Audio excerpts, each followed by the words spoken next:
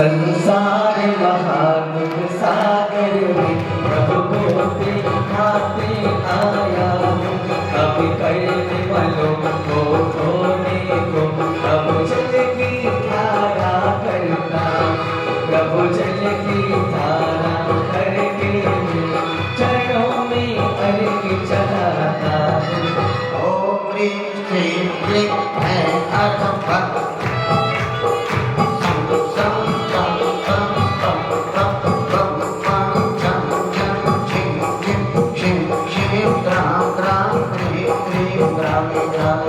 ओम नमो अर्हते भगवते शूरसेनश्चार्यामि स्वाहा। संसार सागराय प्रभु को दिखाने आया हूँ, भिक्षुरस की धारा देकर अमृत को पाया हूँ। ओम ह्रीं भिक्षुरसेन स्नपनं कृत्वा अर्घ्यं दर्पयामि स्वाहा। ओम नमो अर्हते भगवते श्रीमते दुग्धेन्द्रं सिंचयामि नमः स्वाहा। ओम सिद्धाय नमः, ओम जिनाय नमः, ओम ह्रीं कल्पद्रुम शान्तिनाथाय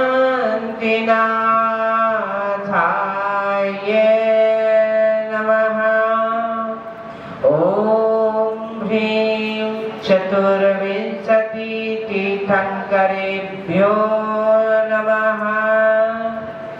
ओम नमो हते भगवते श्री प्रक्षिणामसाय दिव्य तेजोमूर्तये नमः।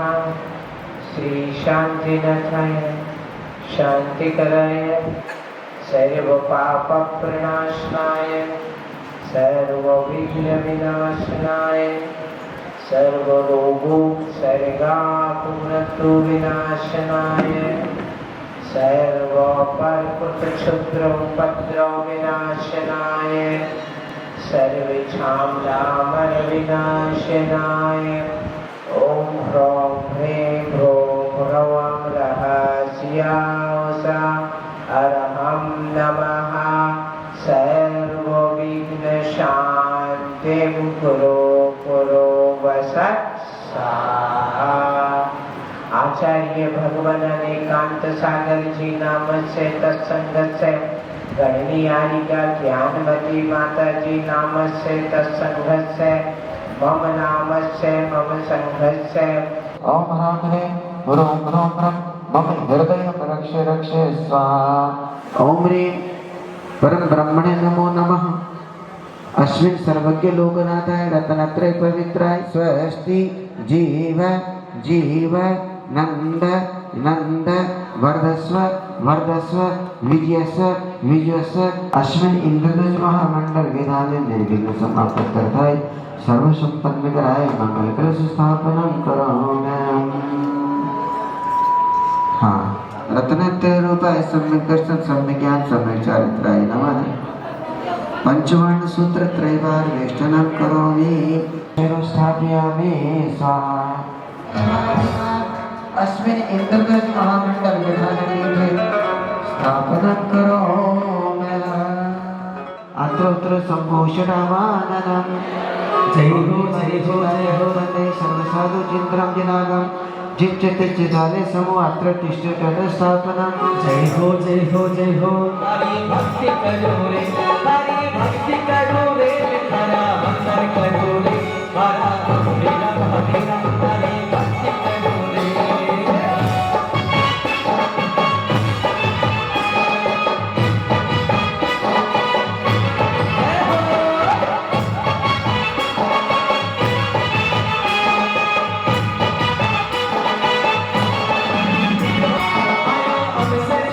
आयो हरे भजन लगे मोय, नाचे इंद्र इंद्राणिया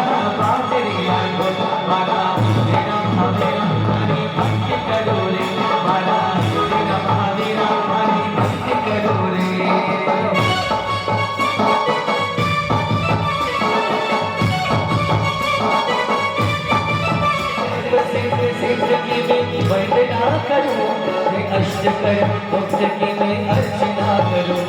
आचार देव गुण सती धार रहे हैं, दीक्षा देने असंख्य भवतार रहे हैं। जय वैद्य उपाध्याय गुरु ज्ञान दे हरि, सन्मार्ग के उपदेश की वर्षा करे हरि। कसरी नहीं बनती एक खाब सा देखा है, आओ विराए मिलकर सुभूषण मति मां चरणों में आज नहाए मिलकर। भीग चले चरणों में भक्ति में मन हो जाए। आया मंगल वो हो सब सगुना, मन में बुद्धि भी उमंग जैसे बजे सरगम। मन झूम गया इस भारत की वसुंधरा, इस भारत की वसुंधरा, शांति सागर महाराज हुए, शांति सागर महाराज के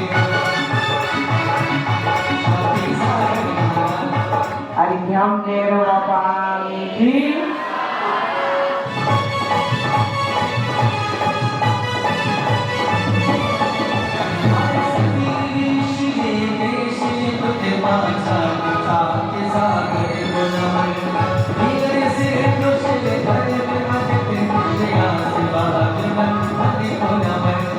अर्घ्यम निर्वपामि।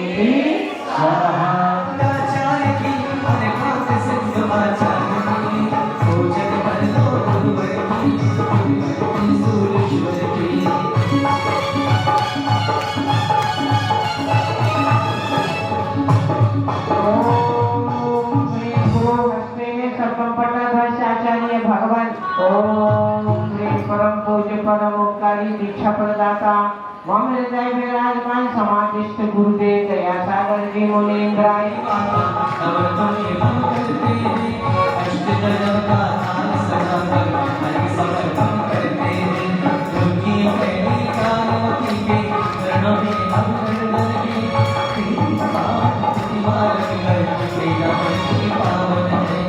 अर्घ्यम निर्वपामि।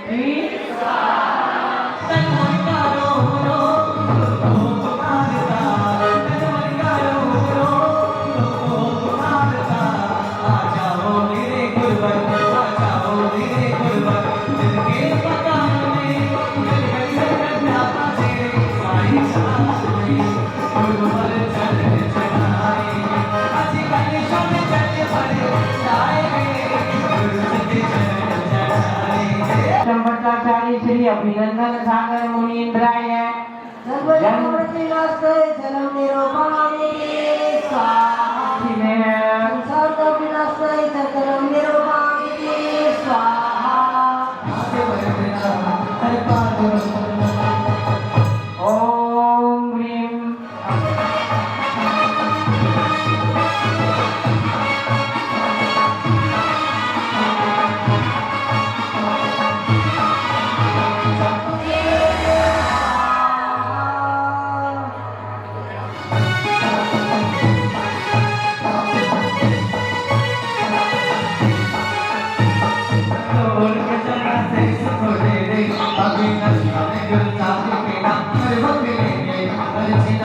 मन को करे आनंद गुरपाद बरतना।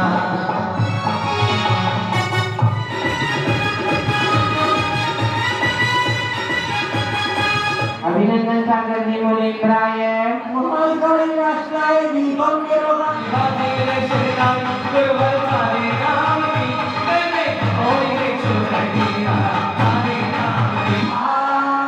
चलिए आप फल लेके आएंगे। क्या हो गया अभिनंदन सागर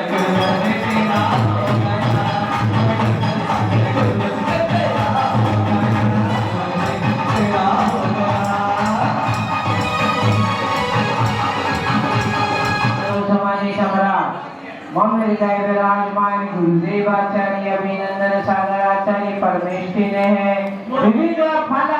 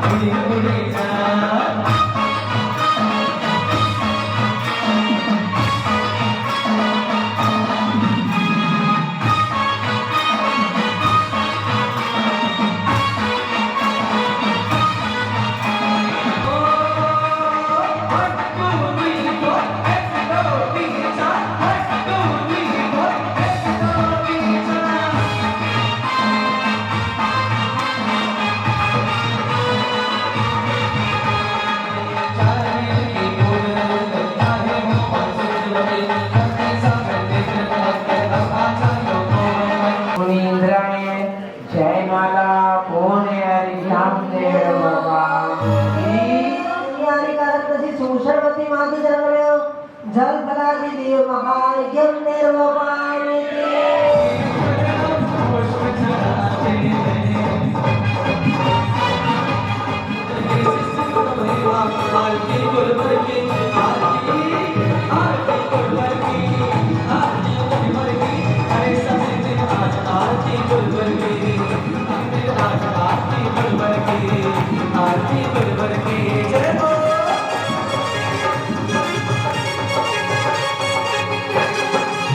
पूज्य माता जी के चरणों में निवेदन है।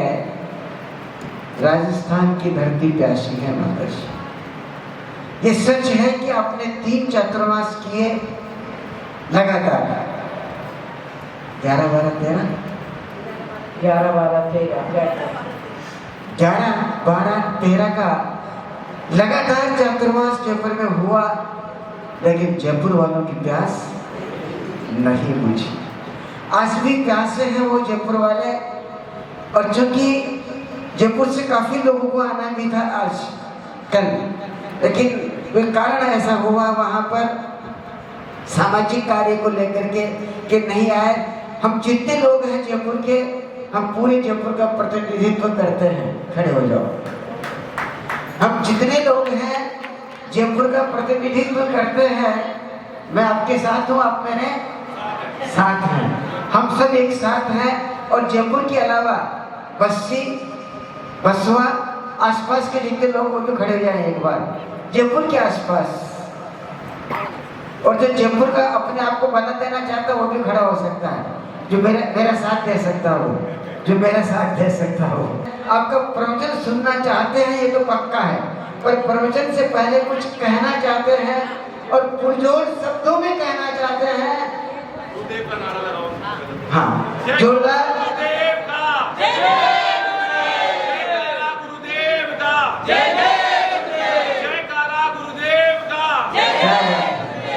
अब देख रहे हैं ना कितना जोश है।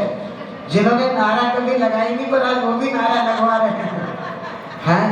और एक ही डिमांड है, एक ही प्यास है माता जी, ज्यादा अधिक नहीं, लेकिन 2023 का पावन वर्ष आयो। जयपुर वाले चाहते हैं जयपुर को मिल जाए। आप समर्थन करते तो हम हाथ खड़े करें। धर्मवीर भाई थोड़ा वाद्य ध्वनि के साथ में, थोड़ा वाद्य ध्वनि के साथ में। माता माता दे दो जो मासा, चरणों में चढ़ाने माता माता दे दो जो मासा। अरे पूर्ण माता की माता, पूर्ण माता की माता, एक यही अभिलाषा। अमृत परम पूज्य गण्यात्म गुरुमा श्री सुभूषवती माता जी चरण कमलित धनमा अर्घ्यम दर्पणामि स्वाहा। ओम ह्रीं कल्पद्रुम शांतिनाथाय नमः।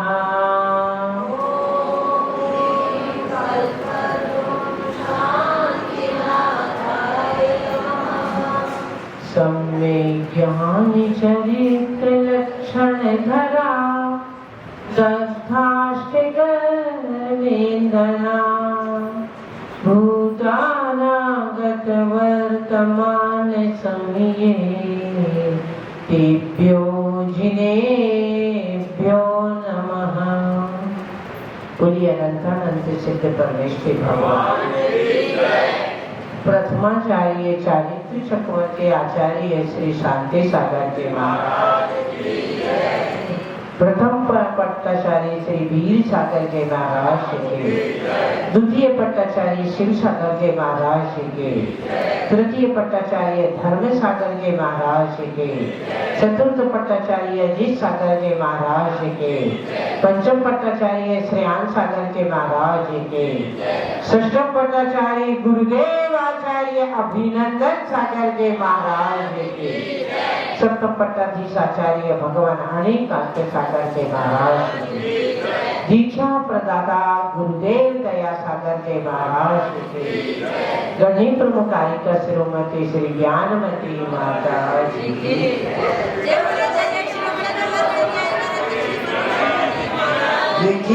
जय जय जय।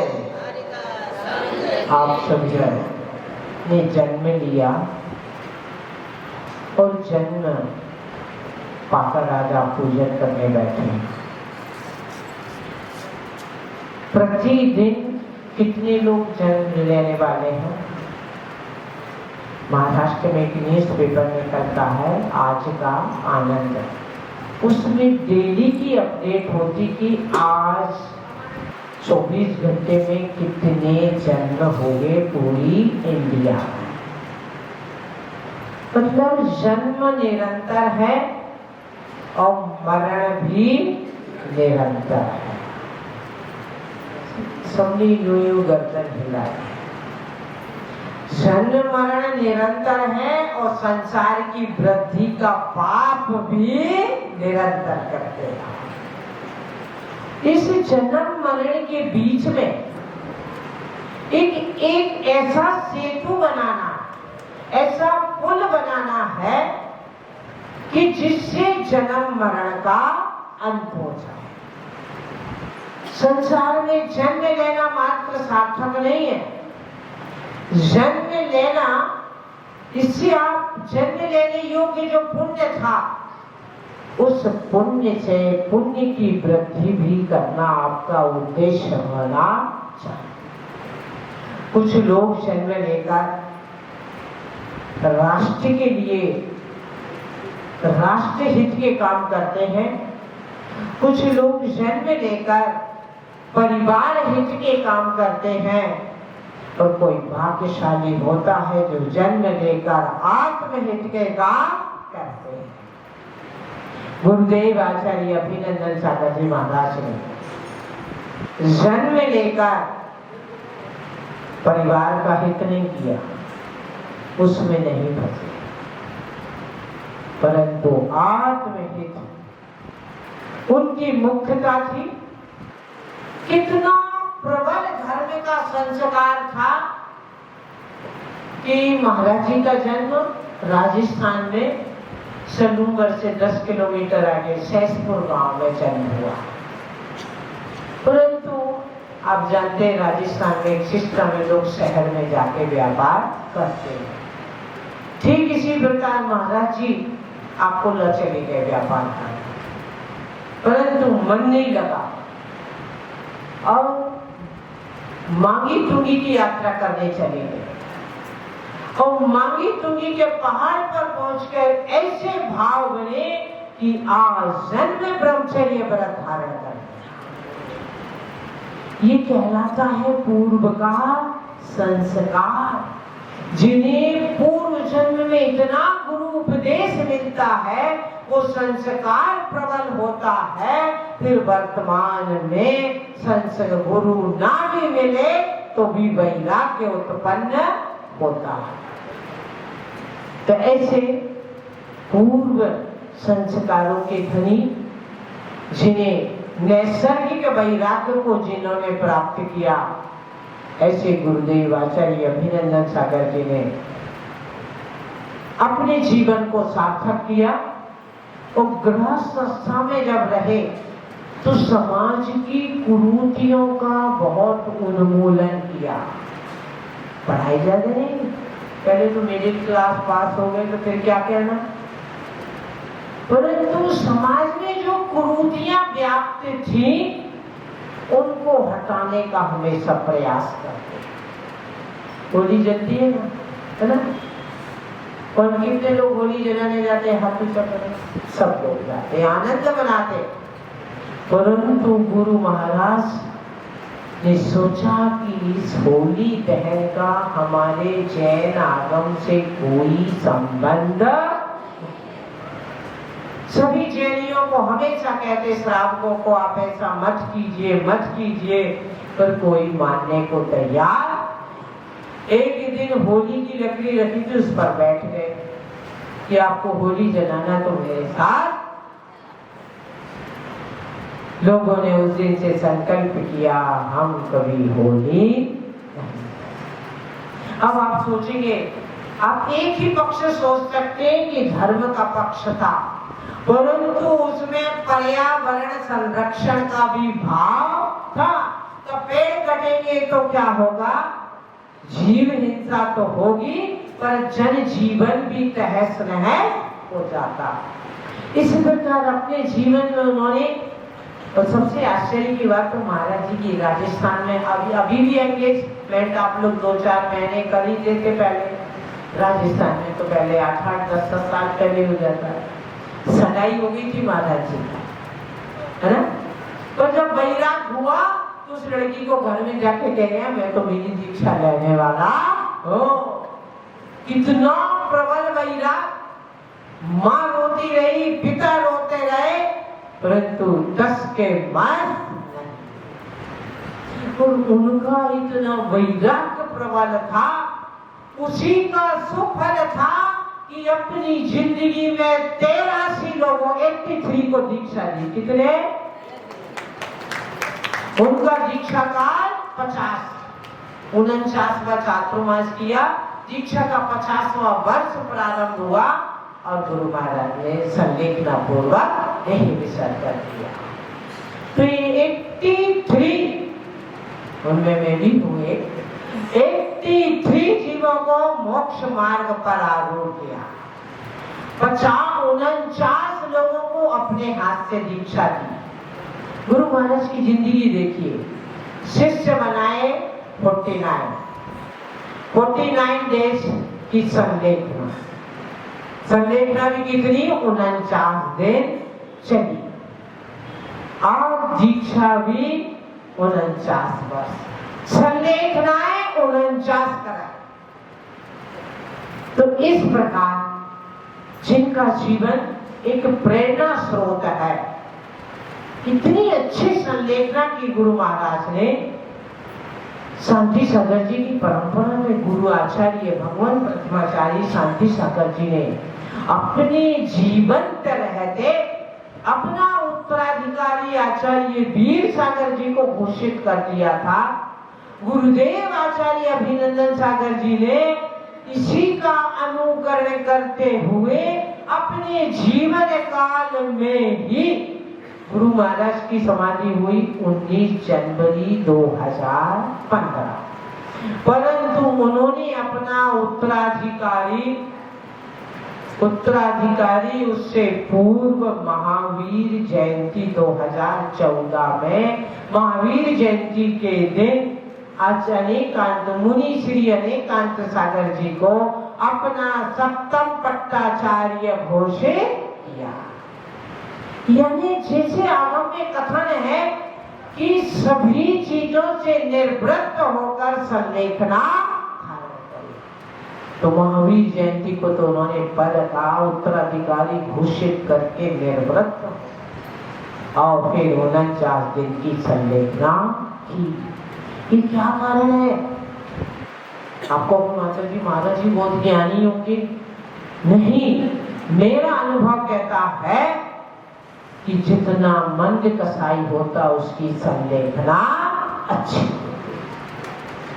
गुरु महाराज इतने मंद कसाई थे, इतने सरल सहज स्वभावी थे।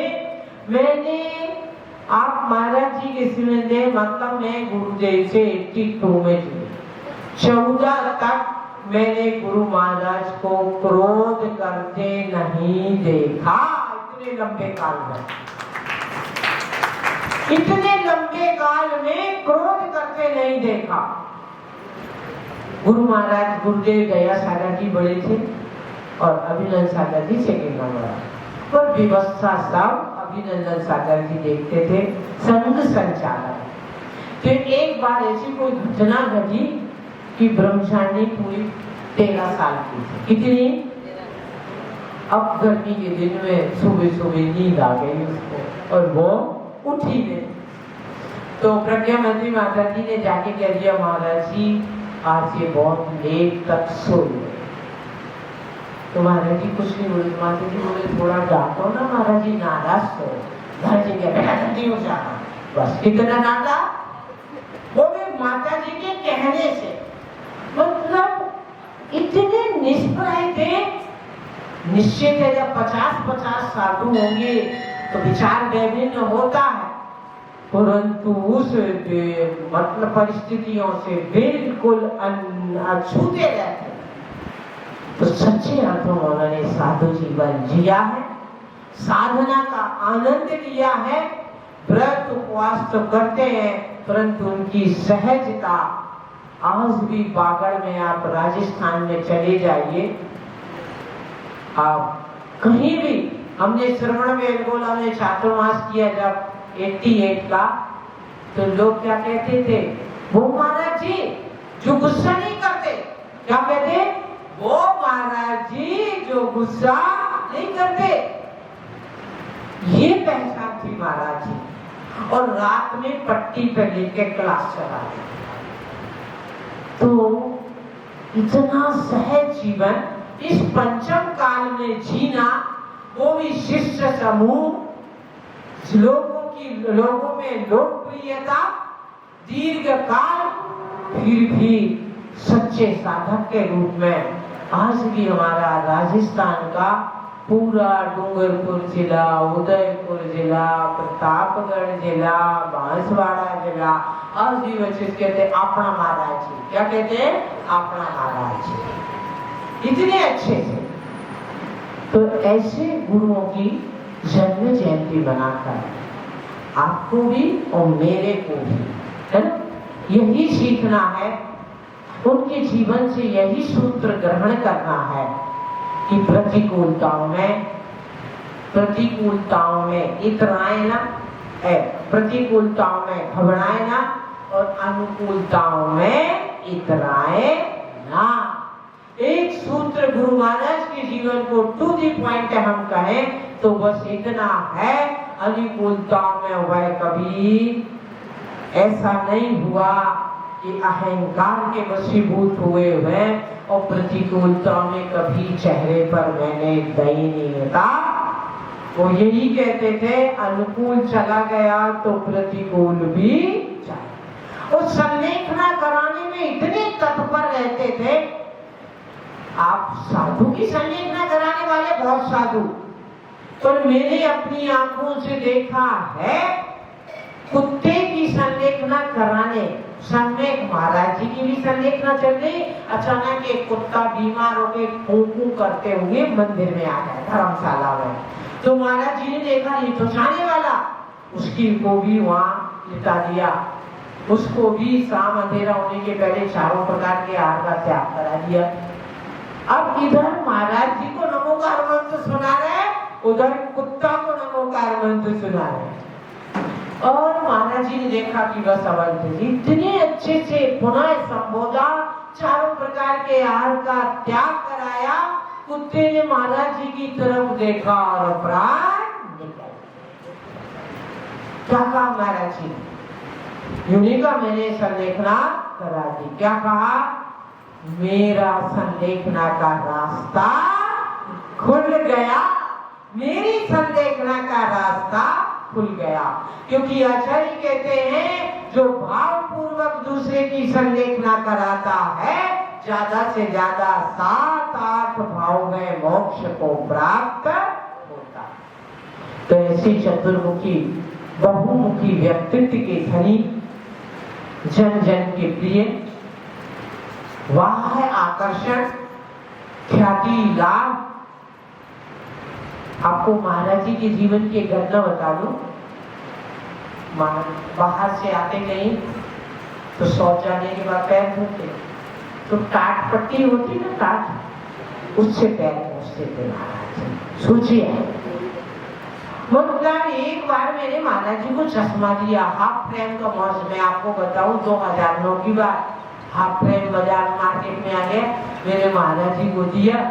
अब महाराज जी ने देखा, तू मेरा छात्रमास गांधी परिवार में थे साइन की व्यक्तिगत एक परिवार ने वर्षायोग कराया, मेरा 25वां, तो मेरा वर्षायोग वही था। एक श्रावक को रबड़ बैंड लगा के वापस दे दिया, बोले सुभूषणमती को सुभूषणमती का चश्मा दे देना। मेरा तो 40 रुपए का चश्मा,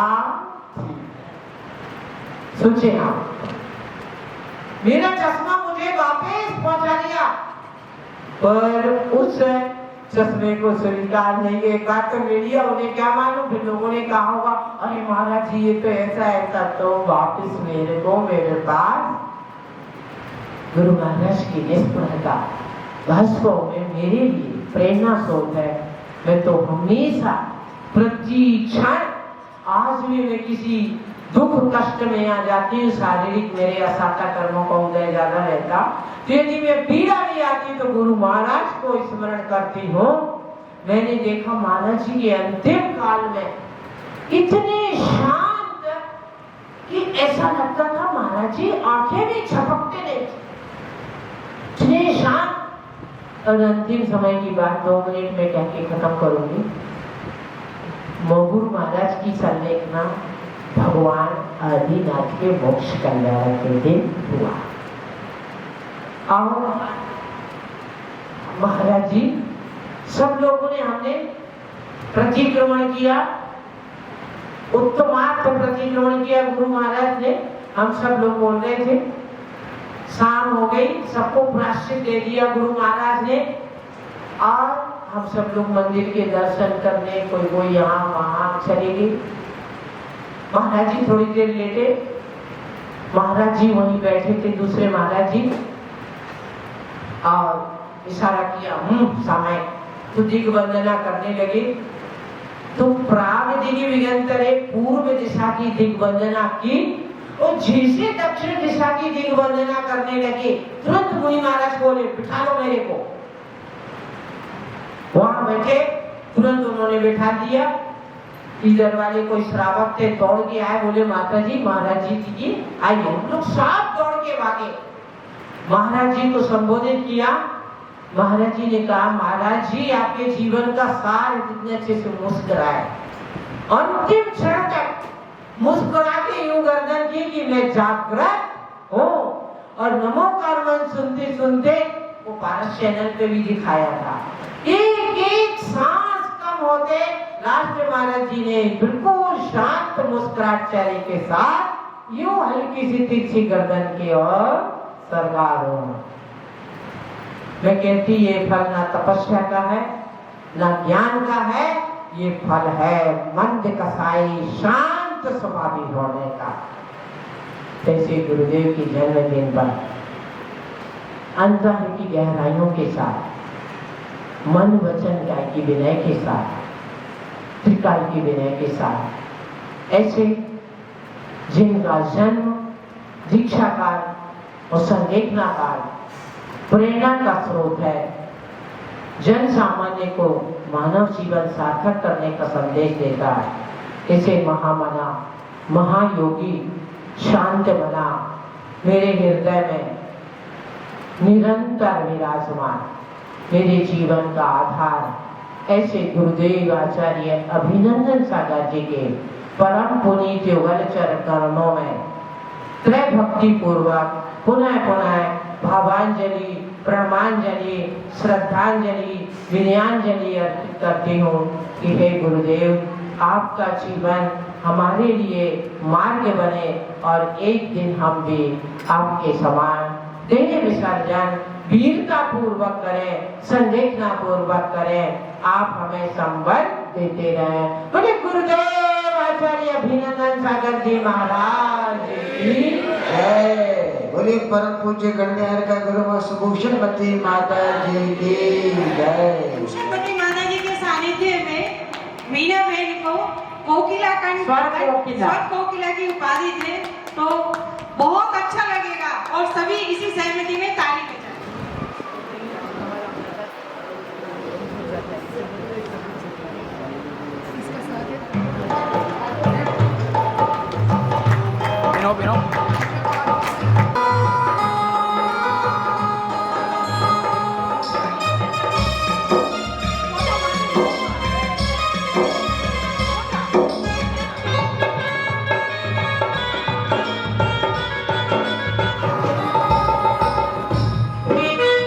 जिसमें बीज बोना है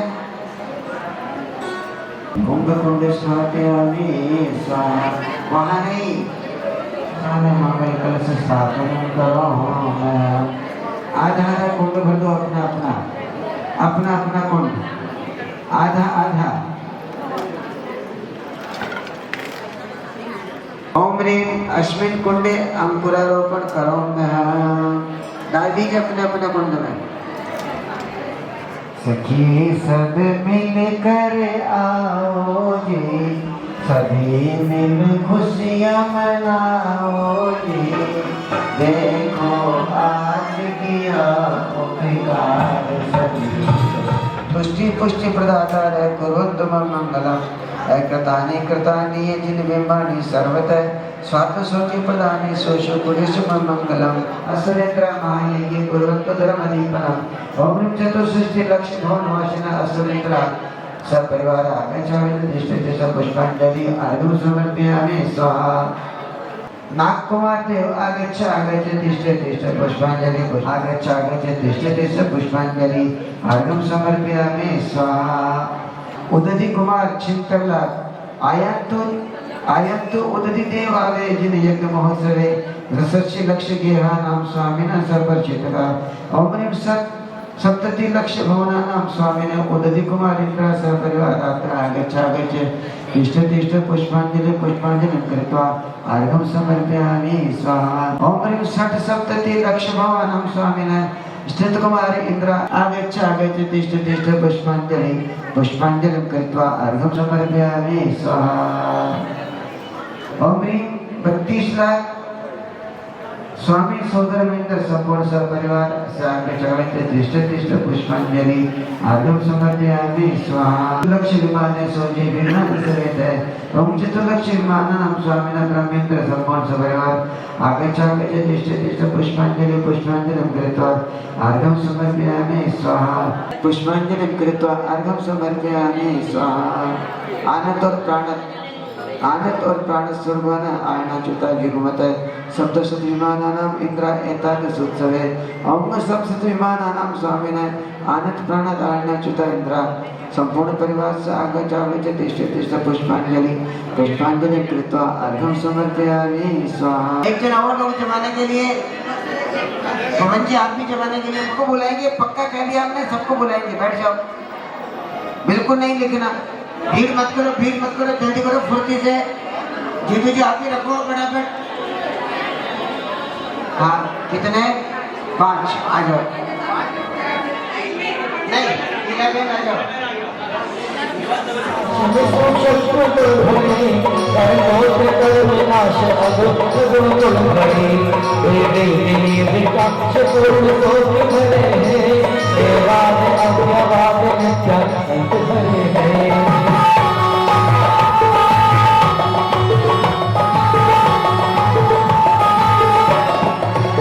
अनंत चक्र भ्रमण में उदास है, ओ ज्ञान अति पूर्णनाथ आपके पास है।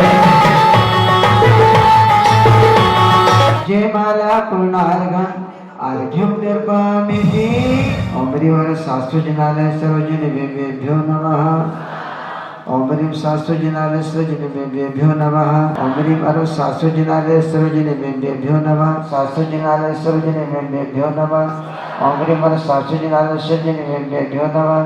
ओम ह्रीं शास्त्रजनालय सर्वजनेभ्यो नमः। ओम शास्त्रजनालय सर्वजनेभ्यो नमः। ओम शास्त्रजनालय सर्वजनेभ्यो नमः। ओम शास्त्रजनालय सर्वजनेभ्यो नमः। ओम शास्त्रजनालय सर्वजनेभ्यो नमः। ओम शास्त्रजनालय सर्वजनेभ्यो नमः।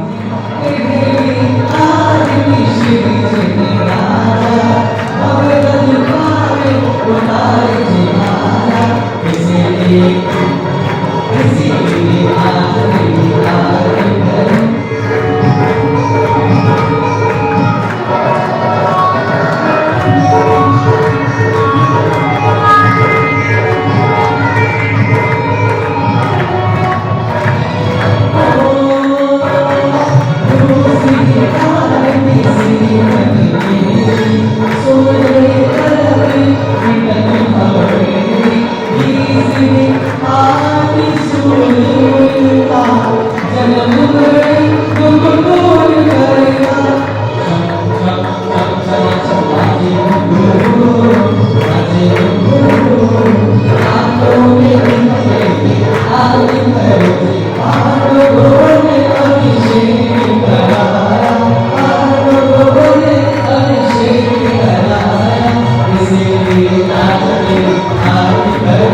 आरती करूं आंखों में विमल की आरती करूं शिवाजी शम शम शम शम शिवाजी गुरु आजी गुरु आंखों में विमल की आरती करूं शिवाजी शम शम शम शम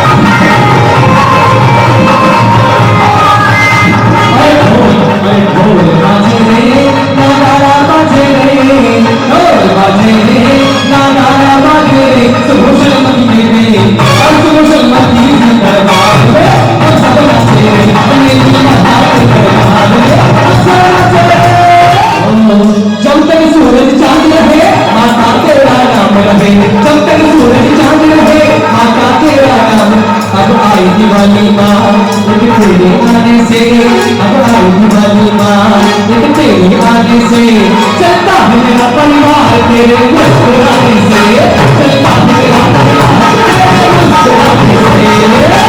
जब से मका दर्श मिला जब मेरा दिला मिला, जब से मका दर्श मिला जब मेरा दिला, अरे तेरे मुँह से बोल मेरी मेरी को बताश हो गई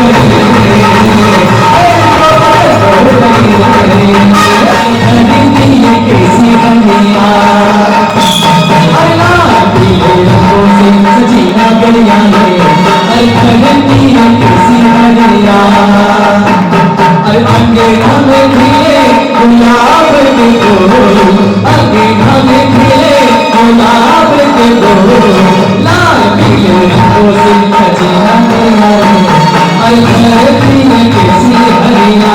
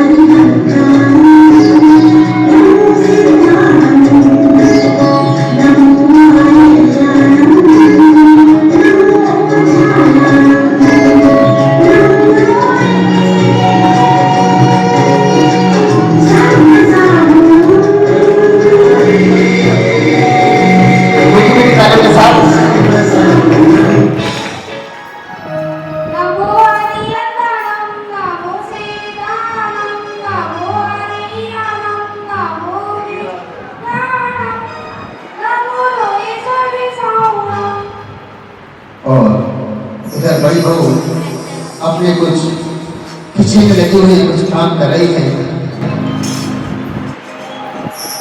सारे दिन तस्वीर काम में घुसती हो, कोई है इस तरह कुछ काम करने वाला है नहीं, उसे देखो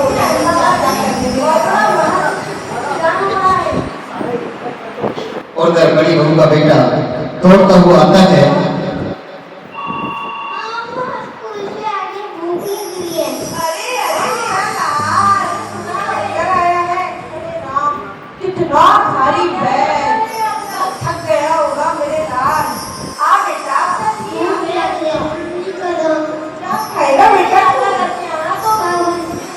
अरे बेटा क्या नाम लेता है पाव भाजी का, कुछ अच्छा अच्छा खाया कर, तो कमजोर हो गया है। चल मैं तेरे लिए बादाम का हलवा बना देती हूँ, तू फटाफट से हाथ मुंह धो कर आ जा, अभी मैं तेरे लिए बादाम का हलवा बनाती हूँ।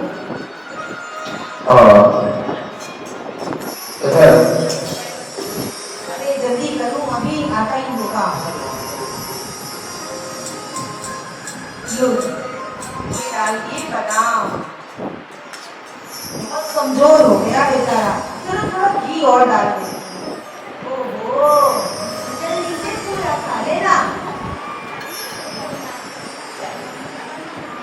काम भी करूँ, बच्चों भी के बच्चों को भी मैं संभालूं। अरे बेटा क्या हुआ, तू क्यों रो रहा है? माँ माँ मुझे बड़ी मम्मी ने हलवा नहीं दिया है माँ।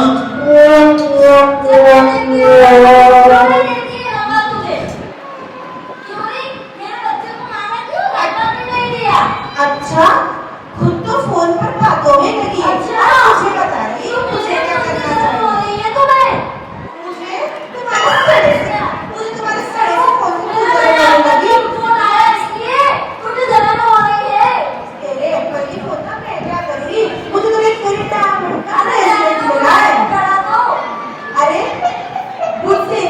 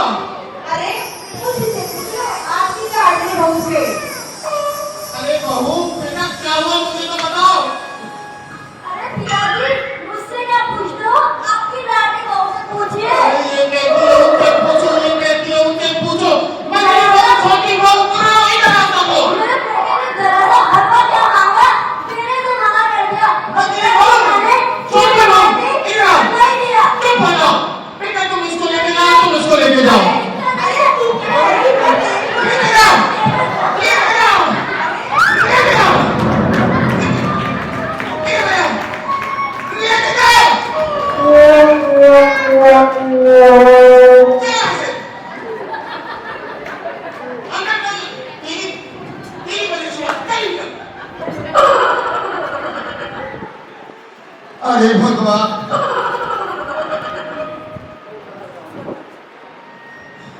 हे भगवान, इस रोज रोज के झगड़े से भगवान उठा ले, उठा ले, उठा ले। अरे रुक भगवान, मुझको नहीं, जो मुझसे दुखी है उनको उठा ले। क्या करूं, जब से मेरी शांति मुझे छोड़ के गई है तब से ये झगड़ा बर्दाश्त कर रहा हूं।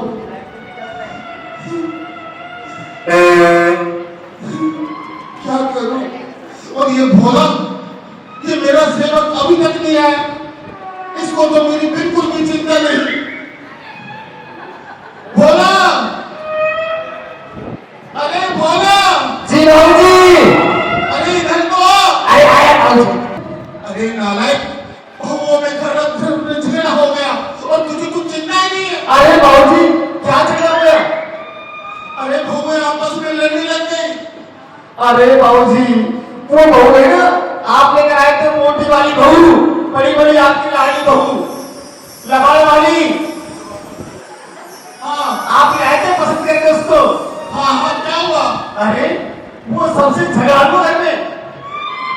अरे मुझे तो कोई भी कमी नहीं दिखता, जिसको देखो वो झगड़ता ही रहता है। अब क्या कर रहा है बाबूजी, बताओ। देख भोला, हाँ। मैं वैसे बहुत परेशान हूँ अच्छा, और तू मुझे मत परेशान कर। आज से मैं जैसा कहूँ तू वैसा करना। जैसा आप कहो वैसा करना है। हाँ, और मैं जैसा बोलूँ वैसा ही बोलना। जैसा बोलो वैसा बोलना है। हाँ ठीक है बाबूजी। अब सुन भोला, अच्छा, अब सुन भोला, अब सुन भोला। तू पागल है? तू पागल है? अरे मैं सेठ जी हूँ। अरे मैं सेठ जी हूँ।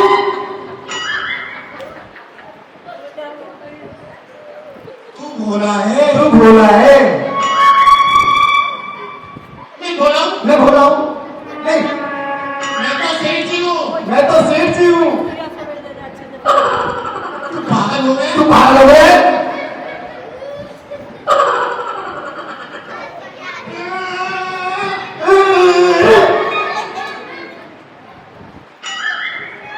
ये इसको क्या हो गया? ये इसको क्या हो गया? अरे सब ठीक है? अरे सब देख रहे हैं।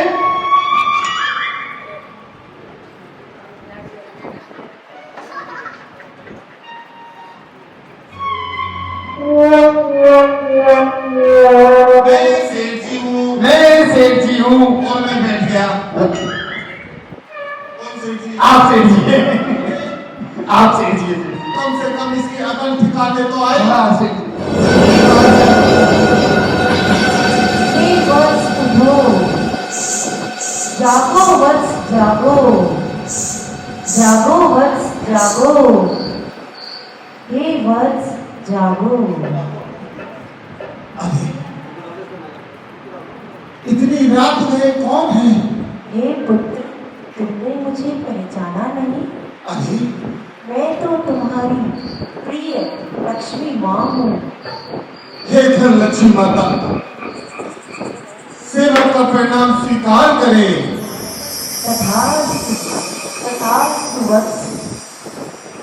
हे धन लक्ष्मी माता, आज आपके दर्शन पाके मेरा जीवन धन्य हो गया।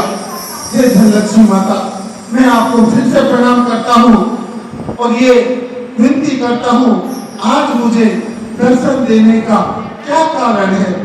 हे पुत्र, तुम तो जानते हो मैं तुम्हारी सेवा से अत्यंत प्रसन्न हूँ, किंतु तुम ये भी जानते हो कि लक्ष्मी तो चंचल होती है, तो अब मेरा कभी एक स्थान पर रहती नहीं। अब मेरा तुमसे जुदा होने का समय आ गया है और अब मैं इस घर को छोड़कर हमेशा के लिए जा रही हूँ। हे धन लक्ष्मी माता, ये आप क्या कह रही हो? एक आप ही का तो सहारा है। यदि आप भी मुझे छोड़ के चली गई तो मेरा क्या होगा? क्या मेरी सेवा में कोई कमी रह गई है? नहीं वत्स नहीं, लेकिन तुम जानते हो लक्ष्मी तो चंचल होती है, कभी टिकती नहीं। तो अब हमारा यहाँ से जाने का समय हो गया है। तुम चूंकि हमारे परम भक्त हो, अतः हम जाने से पहले तुम्हें एक वरदान देना चाहते हैं, जो चाहो मांग लो। हे धनलक्ष्मी माता, ये आप क्या कह रही हो? मेरी तो कुछ समझ में नहीं आ। आप मुझे वरदान देना भी चाहती हो और मेरे घर से जाना भी चाहती हो। मैं क्या मांगू? मैं तो बूढ़ा हो गया, मेरे बेटे सब विदेश रहते हैं। हाँ, मेरे घर पे मेरी 4 बहू है। यदि आपकी आज्ञा हो तो मैं उनसे पूछकर, उनकी सलाह लेकर, हे धनलक्ष्मी माता, कल आपको बताऊं। जैसी आपकी इच्छा वत्स, हम तुम्हें कल पुनः दर्शन देकर तुम्हें आशीर्वाद देंगे और तुम्हारा पूरा वचन पूरा करेंगे। तुम्हें पता है क्या हुआ बहू? क्या हुआ आप बताएंगे तभी तो पता चलेगा ना। अरे बहू, आज मुझे लक्ष्मी जी ने साक्षात दर्शन दिए। अरे पिताजी कैसी बात करते हैं? अरे आप माता जी को याद करते करते सोए होंगे, रात को वही सपने में आ गई, आपने लक्ष्मी माता समझ लिया। अरे बहू, मैं सच कह रहा हूँ, मुझे धनलक्ष्मी ने दर्शन दिए। और ये बात मैं आपको क्यों बता रहा हूँ पता है? क्यों? क्योंकि मेरे घर की सबसे समझदार बहू तो है। और पता है धनलक्ष्मी ने क्या कहा? क्या कहा? कि जो तुम्हें चाहिए वो मांग लो। अब बेटा तू ही बता, मैं धनलक्ष्मी से क्या मांगू? अच्छा, धनलक्ष्मी सच में आई होगी लक्ष्मी जी? लगता तो नहीं है यार, लेकिन सच्ची में आई हुई तो कुछ सोचना पड़ेगा, क्या मांगे। अरे बहू क्या सोचा?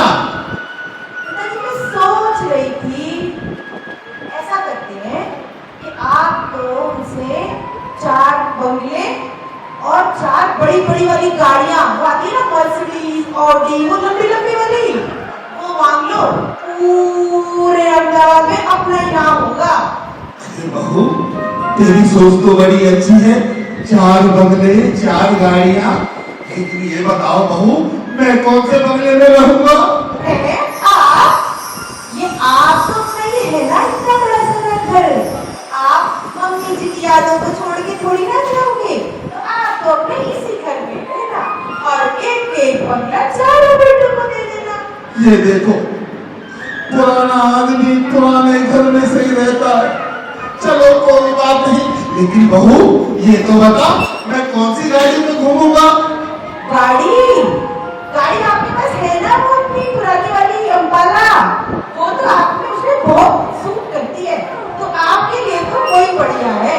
उसमें क्या पेट्रोल भी कम लगेगा और खर्चा भी कम आएगा। बड़ी बड़ी गाड़ियाँ, बड़ी बड़ी मेंटेनेंस, इसलिए आपके लिए तो बहुत कोई बढ़िया लगेगी।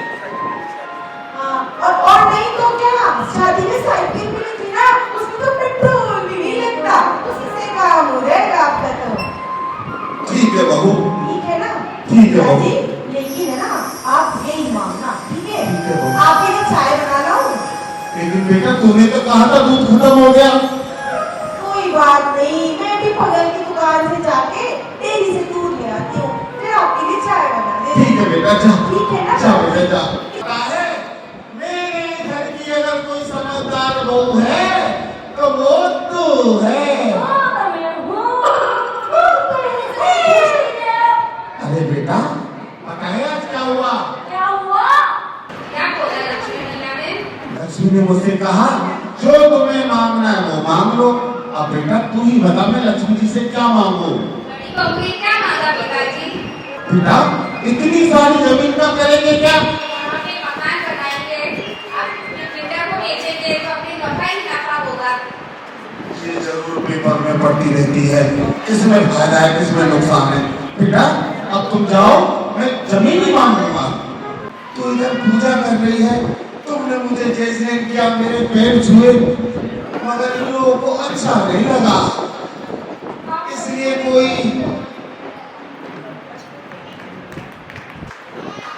कुछ लोगों को लगा। बस इतना ही लगा। चलो, पता तो पड़ा, अहमदाबाद में समझदार लोग हैं, समझाने पर समझ जाते हैं।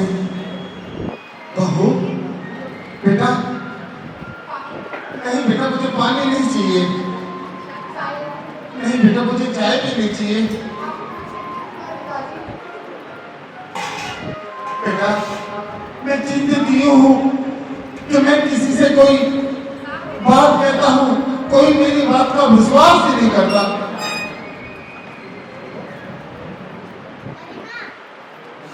आप मुझे बताइए पिताजी। बेटा, तुम्हारी बात सही है, मैं तुम्हें बता सकता हूँ, क्योंकि मैं तुम्हें छोटी बहू नहीं, अपनी छोटी बेटी मानता हूँ। लेकिन बेटा, तुम मेरी बात का विश्वास करोगे ना? हाँ पिताजी, बिल्कुल। ठीक है बेटा। पता है आज क्या हुआ? आज धनलक्ष्मी ने मुझे साक्षात दर्शन दिए ये तो बड़े सौभाग्य की बात है पिताजी। और कहा कि जो तुम्हें मांगना है वो मांग लो। अब बेटा तू ही बता, मैं धनलक्ष्मी से ऐसा क्या मांगू? जी पिताजी, तो अपनी तीनों बहनें कहे, बड़ी जो बहनें और आप जो तय करे वही मांग लीजिए। अरे बेटा, तुम्हारी मन की भावना मैं समझता हूँ कि तुमसे बड़ी 3 बहुएं और हैं, और उनसे बड़ा मैं हूँ घर का मुखिया। मैं जो मांगूंगा वो सही होगा, लेकिन बहू, क्या मुझे इतना भी अधिकार नहीं कि मेरी छोटी बहू के मन में क्या बात है, क्या मुझे जानने का इतना भी अधिकार नहीं? जी पिताजी, मुझे कुछ नहीं चाहिए, खाली मेरा परिवार सुख समृद्धि चाहिए, बस सुखी रहे और एक साथ रहे। अरे बेटा, तुमने इतनी छोटी सी बात में क्या मांग लिया? बेटा तुम धन्य हो, तुम धन्य हो बेटा, तुम धन्य हो। खुश रहो बेटा, खुश रहो, जीते रहो बेटा, जीते रहो।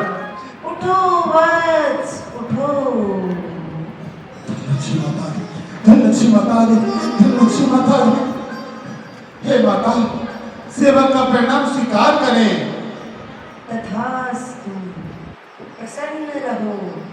बताओ पुत्र, क्या विचार किया तुमने? हे धनलक्ष्मी माता, विचार तो इतना किया कि सुबह से शाम हो गई और शाम से अब सुबह होने को आए, लेकिन मन को विश्वास नहीं होता। धनलक्ष्मी माता, क्या मैं जो मांगूंगा मुझे मिलेगा?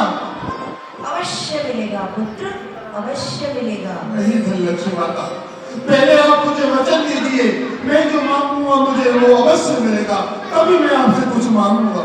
हे पुत्र, क्या तुम्हें हम पर विश्वास नहीं है? नहीं माता, आप पे मुझे पूरा विश्वास है। क्या आप अपने सेवक को वचन नहीं दे सकते माता? पुत्र, हम आपको वचन देते हैं कि जो भी आप मांगेंगे वो हम आपको अवश्य देंगे। ठीक है धनलक्ष्मी माता, आपने मुझे वचन दिया है, मैं क्या मांगू? हे धनलक्ष्मी माता, यदि आपको कुछ देना है तो बस इतना दे दीजिए कि मेरे घर में सुख शांति बनी रहे माता। मेरी बहुएं आपस में कभी ना झगड़े, रोज नित्य नियम प्रभु के दर्शन करे, गुरुओं की वाणी सुने, जिनवाणी का स्वाध्याय करे। धनलक्ष्मी माता, बस इतना दे दीजिए, इतना दे दीजिए, इतना दे दीजिए। हे वत्स, मैं तो लक्ष्मी, धन की देवी, तुम मुझसे सुख समृद्धि मांग रहे हो, ऐसा विचार क्या तुम्हें स्वयं आया? क्या तुम मुझे ये बताना चाहोगे कि तुम्हें मुझसे ऐसा वरदान मांगने की बात किसने कही? हे धनलक्ष्मी माता, ये मेरी छोटी बहू के विचार हैं, मैं वही आपको बता रहा हूँ, और जो मेरी छोटी बहू के विचार हैं वही मेरे विचार हैं। हे पुत्र, तुम सचमुच बहुत भाग्यशाली हो जो तुम्हें जिन धर्म को पालन करने वाली ऐसी सुशील बहू मिली है। बहू पूरे परिवार को संस्कारी बना देती है। तुम बहुत ही खुशकिस्मत हो, वरना जो भी कोई मेरे पास आता धन संपत्ति जायदाद पैसा रुपया मांगता है, पर तुम वो तो बहुत ही समझदार है जो इस तरह की बातें कह रही है। क्योंकि जिस परिवार में धर्म हो, बड़ों का आदर हो, सम्मान हो और जिन देव का आशीर्वाद हो, ऐसी जगह पर तो लक्ष्मी सदैव ही विद्यमान रहती है। आप इतने चिंतित क्यों हैं? नहीं बेटा, ऐसी कोई बात नहीं है। मैं आपके लिए चाय बना लाऊं पिताजी? नहीं बेटा, अभी मेरी इच्छा नहीं है, मैं 5 मिनट नहीं लूंगा। जैसी अब पिताजी, मैं आपके लिए नाश्ता लेके आती हूँ। नहीं बेटा, नाश्ते की व्यवस्था वहाँ होनी पड़ी है, सुबह मुझे नहीं चाहिए। चिकन का रखिए नाश्ते की व्यवस्था, चिंता मत करो आप। पिताजी मैं आपके लिए गर्म पानी ले आऊं? बेटा गर्मी बहुत पड़ रही है, अगर गर्म पानी पीऊंगा तो उबल जाऊंगा, नहीं चाहिए मुझे गर्म पानी। अरे बेटा, आप लोग कहाँ जा रहे हो? मंदिर में क्या है? पिताजी आपकी आज्ञा हो तो हम चारों बहनें जिन मंदिर जाना चाहते हैं। बेटा, इसमें आज्ञा की क्या बात है? सदैव धर्म के काम में लगे रहना चाहिए। अवश्य पिताजी। लेकिन बेटा, मंदिर में हो क्या रहा है? पिताजी मंदिर में भोज परिवार की तरफ से इंद्रध्वज का महामंडल विधान और उसमें वाणी भूषण गणिनी आर्य का सुभूषणवती माता जी भी का सानिध्य भी प्राप्त है। अरे, इतना सुंदर विधान और हारिका का सन। लेकिन बेटा, ये तो बताओ, विद्याचार्य कौन है? अरे आप नहीं जानते, वो राजस्थान के जयपुर शहर में रहने वाले वाणी भूषण पंडित जी हमारे विमल कुमार जी बनेठा वाले हैं। उनकी वाणी में अद्भुत जादू है, जादू। अरे सुनो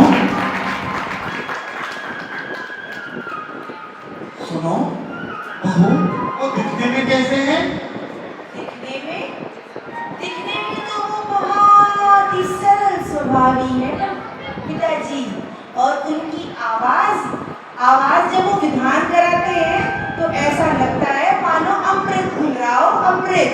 लेकिन बहू, एक बात उनके बारे में आप नहीं जानते, जो मैं बहुत सालों से जानता हूँ। क्या पिताजी? वो समय के एकदम पाबंद हैं। हाँ, तब तो हमें जल्दी से जिन मंदिर चलना चाहिए, वरना समय निकल जाएगा तो पीछे रहना पड़ेगा।